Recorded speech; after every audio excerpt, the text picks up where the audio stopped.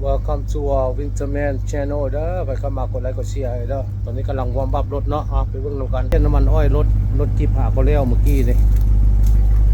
นี่กำลังอุ่นรถอนาซุปเปอร์คาร์อยู่นี่จากที่หลังๆจาก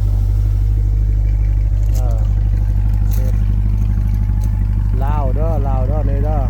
อุ่นซุปเปอร์คาร์อยู่นี่ปกไว้บ่ได้เฮ็ดหยังหากว่าเปลี่ยนน้ำมันเครื่องรถจีบหาก็แล้วนี่สำหรับแรงก็เลยมีฮอตเบียร์พร้อมนั่นนี่คุณใส่เต็มมือใหญ่ๆคุณนะหากว่าเปลี่ยนแล้วเนาะคันนั้นก็จอดอยู่คุณอย่างใบนั้นเตือนเนาะ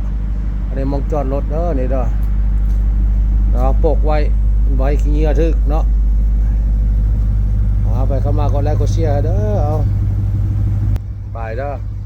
ให้เข้ามากดไลค์กดแชร์แล้วกันไลค์คอมเมนต์เด้อโอเคบาย